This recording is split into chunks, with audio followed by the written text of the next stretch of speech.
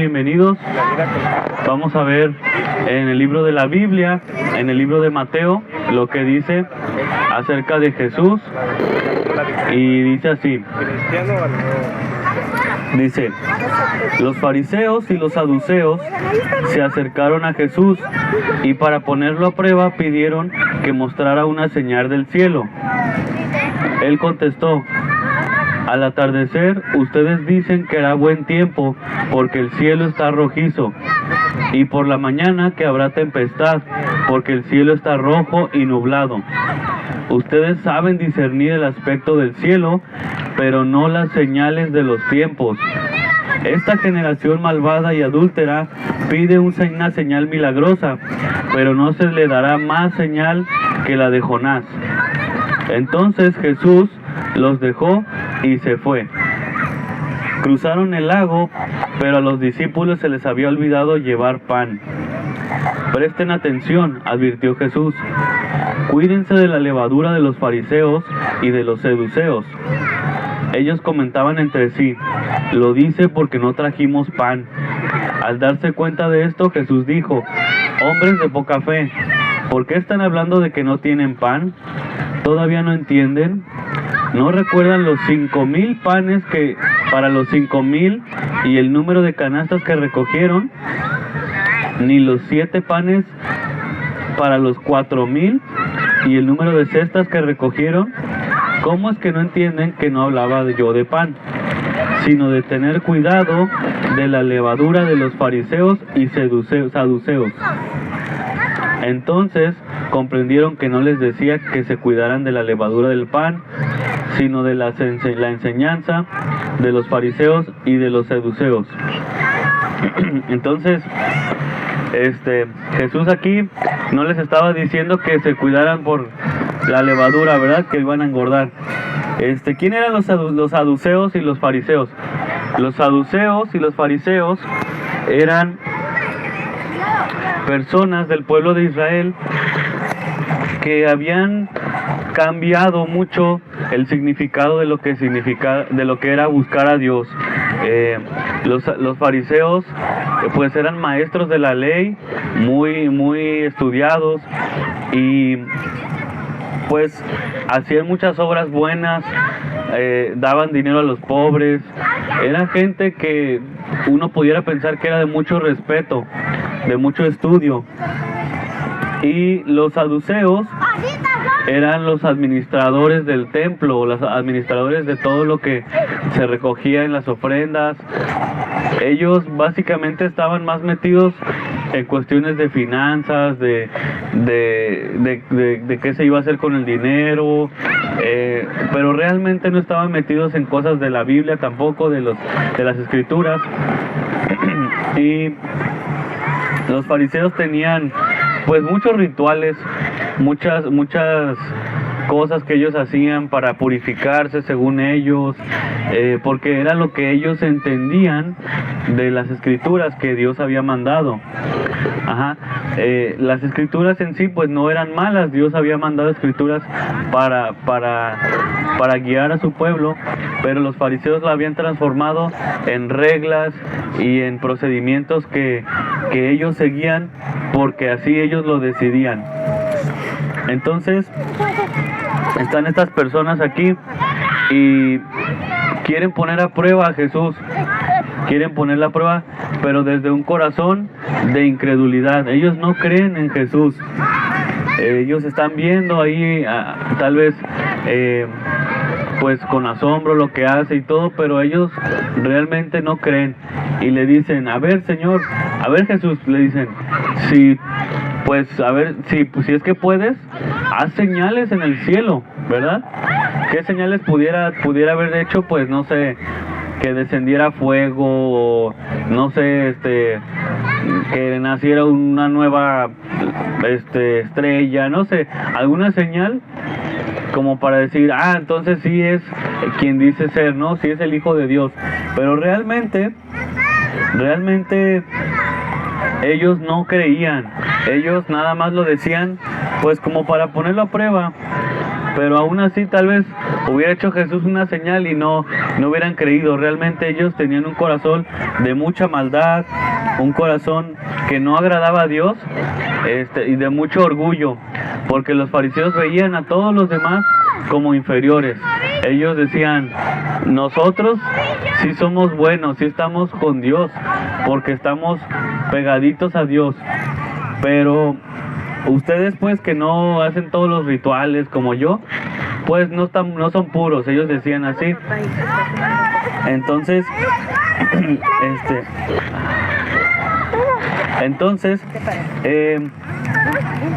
Jesús pues les responde, ¿no? Les responde que ellos saben reconocer ahora sí que las señales del clima.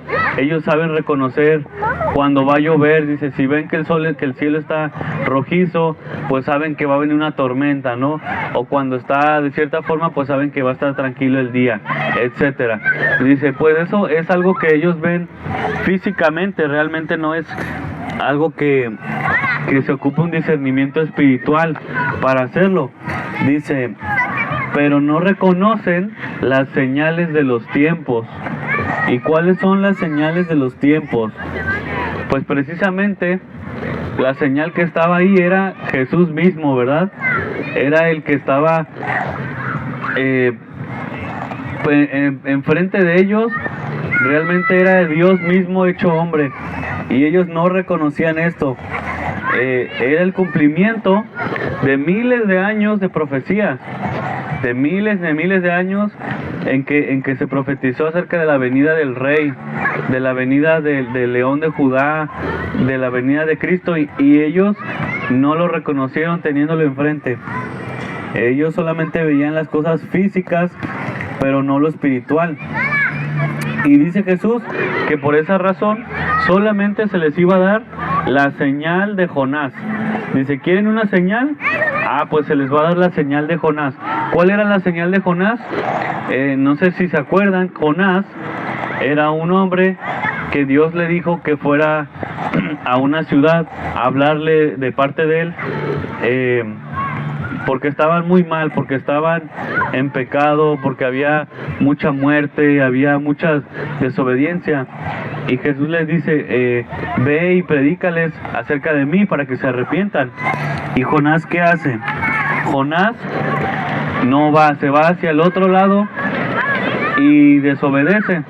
Entonces Dios lo castiga y manda un pez grande que se lo coma, y está en el vientre del pez durante 3 días. 3 días seguidos estuvo en el vientre del pez. 3 días, 3 noches. Al tercer día salió de ese pez, lo escupió, lo vomitó, y fue como si regresara a la vida realmente, pues. Y Jesús a lo que se refería era su sacrificio, que él iba a estar 3 días adentro de la tierra, adentro del fondo de la tierra, sepultado. Si se acuerdan, Jesús estuvo 3 días igual, sepultado, y al tercer día resucitó. Y pues con esto nos anunciaba su muerte. Y realmente pues esa era la señal más grande que se les podía dar a los fariseos que pedían una señal. La muerte de Cristo era la señal más grande, porque era el hecho histórico más importante que pudiera pasar en la humanidad. Era una señal más importante que el mar abriéndose, o más importante que cuando cayó fuego del cielo, más importante que cualquier cosa que hubiera pasado antes. Dios viniendo a su creación, viniendo como hombre y morir en una cruz por nosotros. Esa era la señal más grande que pudiera haber visto ellos.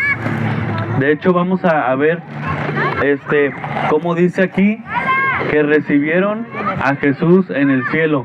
¿Nunca se han preguntado cómo es que recibieron a Jesús después de haber muerto? Dice así. Dice, en la mano derecha del que estaba sentado en el trono, o sea Dios, vi un rollo escrito por ambos lados y sellado con 7 sellos. También vi a un ángel poderoso que proclamaba a gran voz: ¿quién es digno de romper los sellos y de abrir el rollo? Pero ni el cielo ni la tierra, ni debajo de la tierra, hubo nadie capaz de abrirlo, ni de examinar su contenido. Y yo lloraba mucho porque no se había encontrado a nadie que fuera digno de abrir el rollo ni de examinar su contenido. Uno de los ancianos me dijo: deja de llorar, que ya el león de la tribu de Judá, la raíz de David, ha vencido. ¿Quién es la raíz de David, el león de la tribu de Judá? Jesucristo. Ya venció en la cruz. Le dijo, ya ha vencido. Dice, Él sí puede abrir el rollo y sus 7 sellos. Entonces vi en medio de los 4 seres vivientes, el trono y los ancianos, a un cordero que estaba de pie y parecía haber sido sacrificado. Tenía 7 cuernos y 7 ojos, que son los 7 espíritus de Dios enviados por toda la tierra. Se acercó y recibió el rollo de la mano derecha del que estaba sentado en el trono, o sea, de Dios. Cuando lo tomó, los 4 seres vivientes y los 24 ancianos se postraron delante del Cordero. Cada uno tenía un arpa y copas de oro llenas de incienso, que son las oraciones del pueblo de Dios. Y entonaban este nuevo cántico: digno eres de recibir el rollo escrito y de romper sus sellos, porque fuiste sacrificado. Y con tu sangre compraste para Dios gente de toda tribu, lengua, pueblo y nación. De ellos hiciste un reino. Los hiciste sacerdotes al servicio de nuestro Dios, y reinarán sobre la tierra. Luego miré y oí la voz de muchos ángeles que estaban alrededor del trono, de los seres vivientes y de los ancianos. El número de ellos era millares de millares y millones de millones. Cantaban con todas sus fuerzas: digno es el Cordero que ha sido santificado, de recibir el poder, la riqueza y la sabiduría, la fortaleza y la honra, la gloria y la alabanza. Y oí a cuanta criatura hay en el cielo, en la tierra, debajo de la tierra y en el mar, a todos los en la creación que estaban, al que está sentado en el trono y al Cordero sean la alabanza y la honra, la gloria y el poder por los siglos de los siglos. Los cuatro seres vivientes exclamaron: amén, mientras los ancianos se postraron y adoraron. Entonces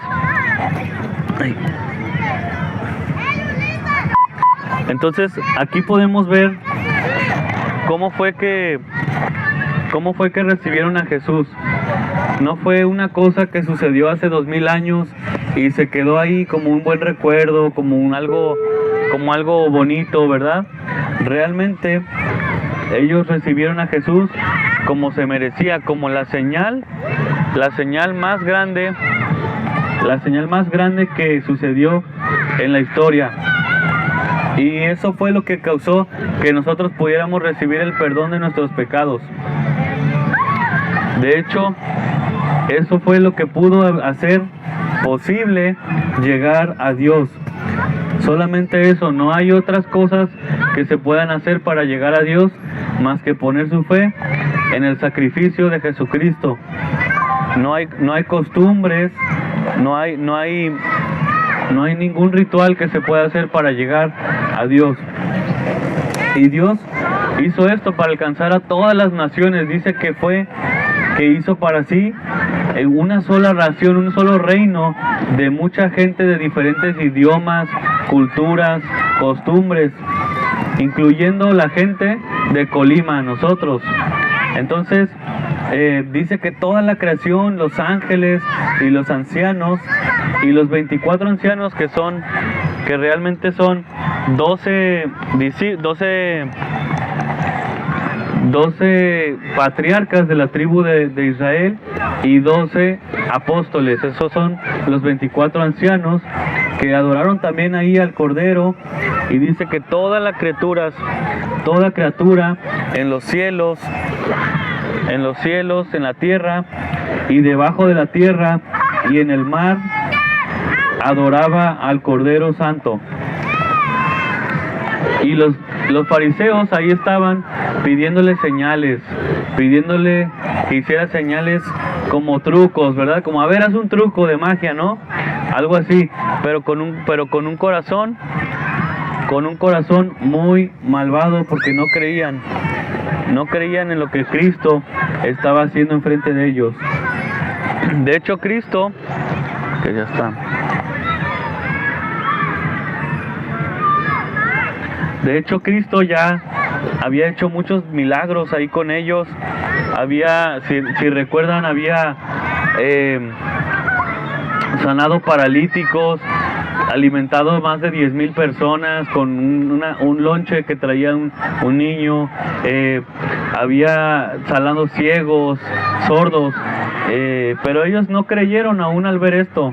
Ellos no creyeron. Y pues ellos se perdieron del punto que Jesús estaba tratando de comunicar, y realmente pues no reconocieron a que estaba enfrente de ellos.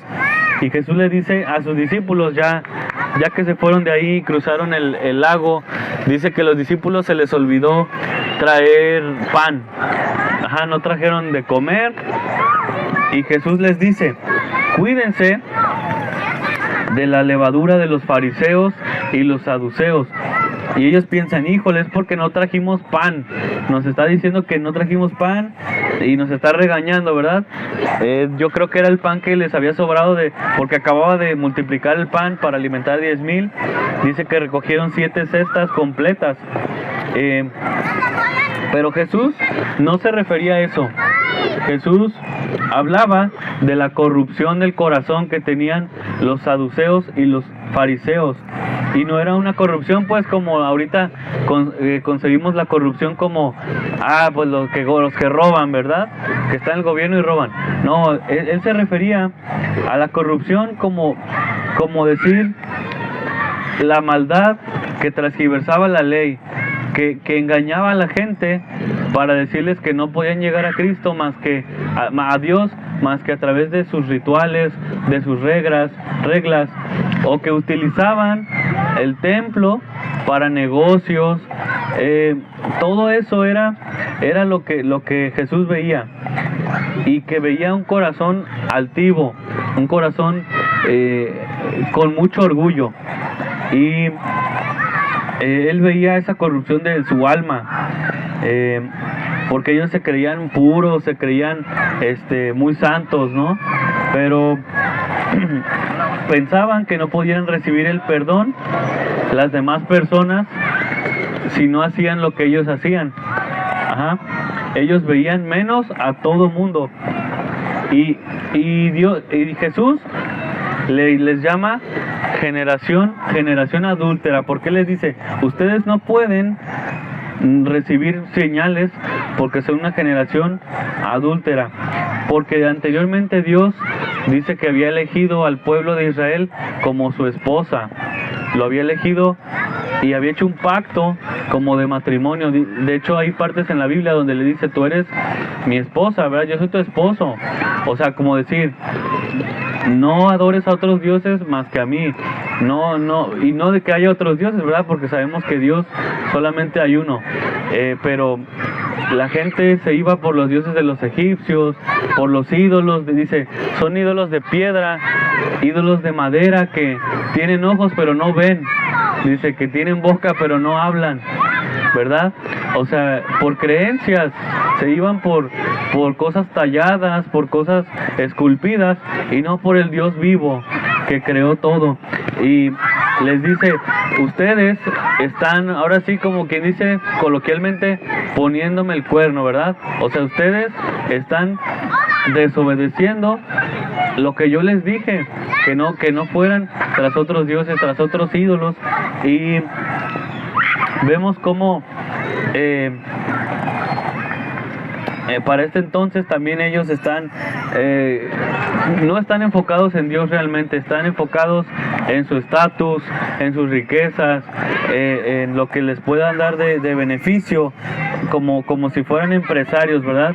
Lucrando con el templo, lucrando con la gente, con engañar a la gente y muchas cosas pues que Dios nunca mandó, ¿verdad? Y por eso Jesús les dice, ustedes se supone que son los líderes que van a guiar a la gente, ¿verdad? Y ustedes están engañándolos, están poniéndoles cargas que ni ustedes cumplen, dice, y para satisfacer sus propias necesidades. Ni siquiera honraban a Dios realmente ellos. Entonces, Jesús, en cambio, pues era el Hijo de Dios, estaba hecho carne y habitaba entre nosotros. No sé si a veces no comprendemos muy bien cómo funciona esto, pero Dios mismo vino y se hizo hombre, ¿verdad? Y se juntaba con los pobres, se juntaba con los pecadores, se juntaba con cualquier persona. Él realmente estaba allí, en medio de todos. Él no decía, yo soy mejor que ustedes, aunque sí lo era, ¿verdad? Y Él compartía la salvación mediante la fe en Él, únicamente. Él no les decía, tienen que hacer esto, tienen que hacer 20 de estos, 30 de estos, no. Les decía, tengan fe en mí, pongan su fe en Cristo y serán salvos. Es lo que decía Él mismo pues de Él mismo, ¿verdad? Y ese engaño, ese orgullo, es la levadura de la que hablaba Jesús. Le dice, cuídense de esa enseñanza, cuídense de la gente que les quiere enseñar cosas que realmente no son lo que yo digo, lo que Dios dice, ¿verdad? Lo que Jesús decía. Son enseñanzas que hacen, ¿qué hace la levadura? La levadura hace que la levadura hace que se pudra la masa. Realmente eso es lo que hace, que se pudra y que se fermente y que se empieza a crear aire dentro de la masa y se expande y se ve como si fuera más pan, como si estuviera un pan más grande, ¿verdad? Pero en realidad es un pan que está hueco de aire, es un pan que no tiene mucho que ofrecer, ¿verdad? Para alimentar. Ahora sí que es pues un pan vacío. Y realmente nosotros podemos ver que Dios es quien inicia todo. Dios es el que inicia la salvación. Nosotros, dice la Biblia, nosotros no buscamos a Dios. Nosotros no amamos a Dios primero. Él nos amó primero. Por eso vino hace 2000 años en forma de hombre, en forma de un bebé en Belén para salvarnos. Él tuvo la iniciativa. Nosotros no tuvimos nada que ver en que Él viniera, no se lo pedimos, no creamos nosotros ese plan, ¿verdad? Dios creó ese plan desde hace mucho tiempo para nosotros y Él decidió así hacerlo por su propia voluntad. Jesús vino y dice, yo entrego mi vida voluntariamente, nadie me la quita, nadie me quita mi vida, yo la entrego, ¿verdad? Dice que para que cuando ustedes mueran puedan estar conmigo, puedan ir a los lugares celestiales conmigo. Dice, yo tengo preparadas moradas para ustedes, y ninguna obra que ustedes hagan puede ser suficiente para librarlos de la muerte espiritual, no de la muerte física, porque todos vamos a morir, pero de la muerte espiritual no hay ninguna obra suficientemente buena como para librarnos. Es como, por ejemplo, si tú cometes un crimen muy grave, si tú matas a alguien y te presentas frente al juez y el juez dice, a ver, ¿qué hizo? No, pues mató a fulano. Y tú dices, sí, juez, sí, confieso que sí lo maté, pero yo he hecho esto bueno, yo saco la basura diario y yo me lavo los dientes diario, ¿verdad? Y yo ayudo a los pobres, y yo la otra vez ayudé a una ancianita a cruzar la calle, ¿verdad? Y hago muchas cosas buenas. Entonces, redúzcamela con la sentencia. ¿Usted cree que el juez le va a decir, haces muchas cosas buenas? No, entonces ya se te va a anular por lo malo que hiciste. Pues no, ¿verdad? Si ese juez es justo, va a decir, pues qué felicidades que haces cosas buenas, pero eso no te exime de lo malo que has hecho, y no te va a dejar sin la consecuencia de lo malo que has hecho. Y en algunos lados esa sentencia es la pena de muerte. Y la Biblia habla de que el pecado, la consecuencia del pecado es la muerte. Siempre va a ser la muerte. Y por eso es que en el Antiguo Testamento vemos que hay muchos sacrificios, hay muchas personas que mueren directamente por su pecado, porque el pecado siempre va a traer muerte, ya sea física o espiritual. Siempre espiritual, siempre va a traer muerte espiritual, pero a veces también aún muerte física. Y pues la única manera de pagar por nuestros pecados era que alguien muriera por nosotros. Que alguien muriera por nosotros, o sea, Jesucristo.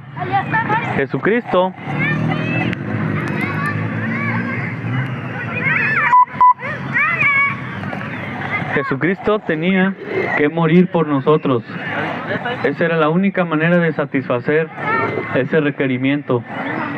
Que Jesús entregara su vida perfecta, como un cordero, como una ovejita pequeña, pura y santa para nosotros. Que Él se entregara y derramara toda su sangre para que nosotros pudiéramos recibir vida. Aquí se está acabando. Para que nosotros pudiéramos recibir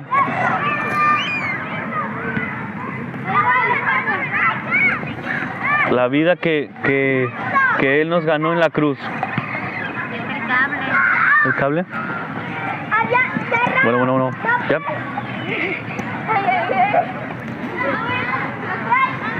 Bueno, ya. Ok. Entonces, Jesucristo vino como un bebé puro, sin mancha. Por eso celebramos la Navidad, porque eso fue el nacimiento de nuestro Salvador, del único que podía entregar su vida, porque igual pudiera entregar su vida a alguien más, pero ¿quién pagaría por el pecado de esa persona? Nadie. Es puro. Dice la Biblia que todos hemos hecho algo malo, todos hemos pecado contra Dios y merecemos pues ahora sí que la muerte espiritual. Dice que a una se desviaron, y si tú te pones a pensarlo, la raza humana se ha desviado, se ha apartado de Dios, se ha apartado de lo que es bueno y ha preferido la maldad. Pero Jesucristo vino para quitar eso. Dice que por medio de Adán entró el pecado, y por medio de Cristo salió el pecado de nosotros.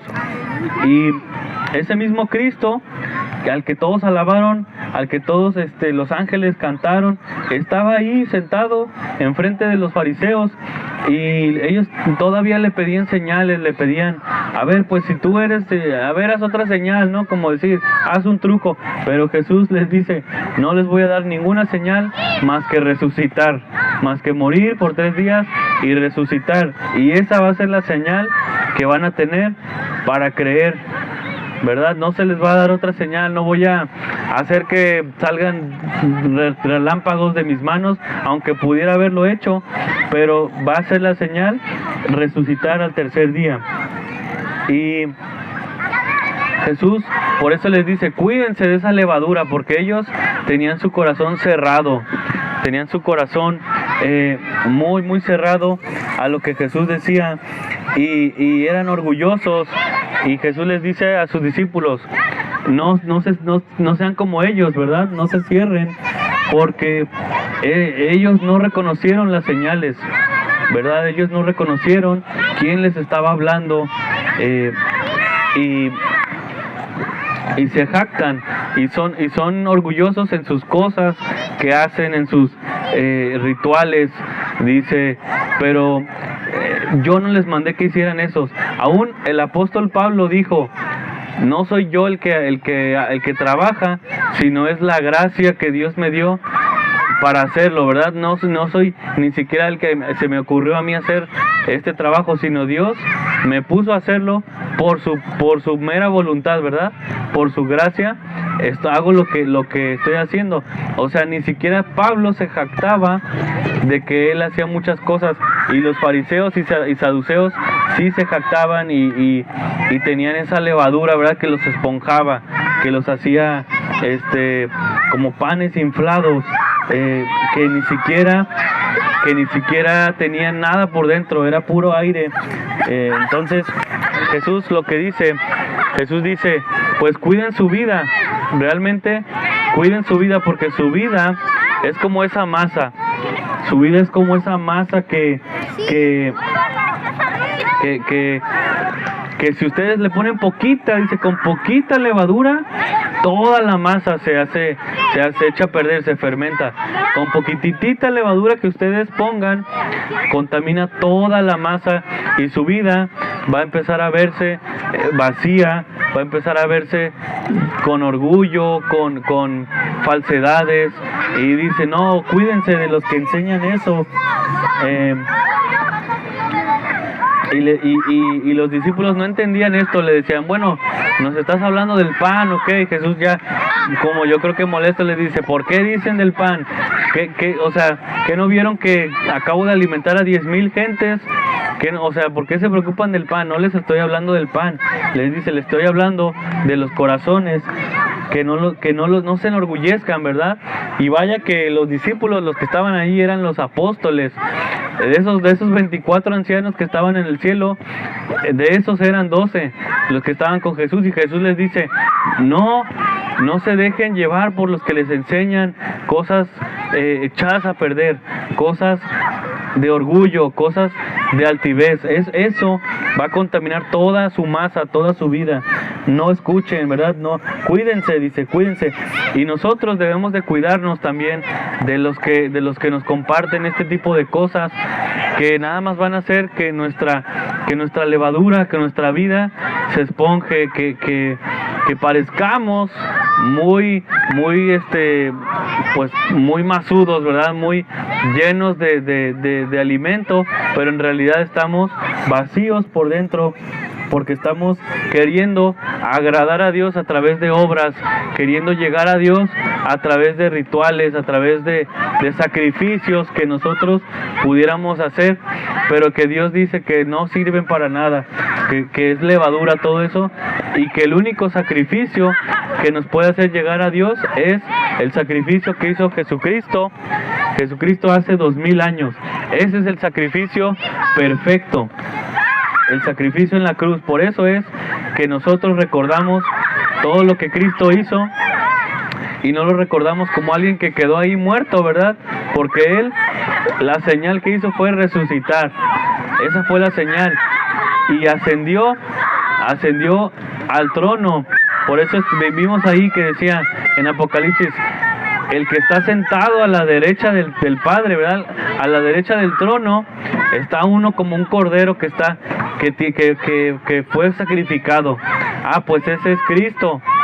Ese es Cristo, y Él es digno de recibir el poder, la gloria, la honra, porque Él fue el que fue victorioso, dice, Él ya triunfó.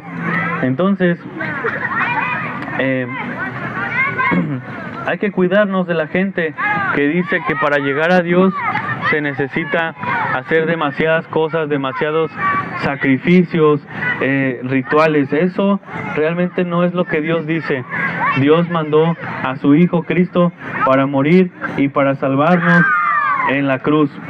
Es la única manera, y tú puedes pedirle a Cristo, a Jesús, que se revele a tu vida. Realmente Él no está confinado a un lugar.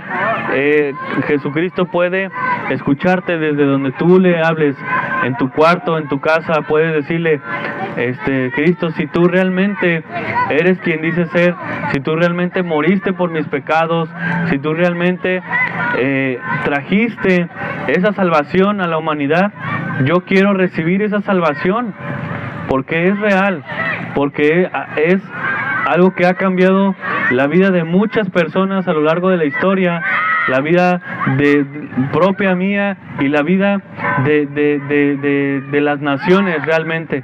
Él ha cambiado no solo la vida, sino la muerte, porque al morir tenemos una esperanza que es el cielo, que es la vida eterna. Entonces hay que cuidarse de las personas que predican que para llegar a Cristo hay que hacer o deshacer. No es verdad. Para llegar a Dios solamente hay que confiar y poner nuestra fe en el sacrificio glorioso que hizo, y en esa señal como de Jonás, de estar muerto 3 días en la cruz y resucitar al tercer día. Eso es lo que debemos nosotros de considerar como la señal más grande y la que puede cambiar tu vida y tu futuro después de la vida. No solamente hablamos de algo que impacte en tu día a día, porque sí lo hace y porque sí Dios cambia, pero también va a impactar en tu eternidad, en dónde vas a estar tú cuando mueras, porque todos vamos para allá, todos vamos al sepulcro y Dios quiere que estemos con Él, ¿verdad? No quiere que recibamos el castigo que estaba diseñado o que estaba ganado ya para nosotros, que es la muerte espiritual. Entonces, si tú tienes dudas o si tú quieres platicar más acerca de esto, vamos a estar aquí un rato más. Puedes acercarte, podemos platicar, podemos orar y pedir a Dios que se revele a tu vida, o si tienes alguna necesidad podemos pedirle a Dios también por esto. Y pues tú puedes también en tu cuarto, en tu tiempo a solas, buscar a Dios, y Él se va a revelar a ti de una manera milagrosa, porque Él está vivo. Él no está muerto, no se quedó en esa cruz, sino que está vivo, está sentado en el trono, y Él quiere que tú vayas hacia Él. Él quiere salvarte, Él quiere perdonarte de tus pecados, y lo único que se ocupa es pedírselo. No es ser como los fariseos que nada más le decían como probándolo, ¿verdad? A ver si es cierto, a ver, pero es un corazón cerrado. No, hay que tener un corazón abierto a Cristo, y Él se va a revelar a nuestras vidas.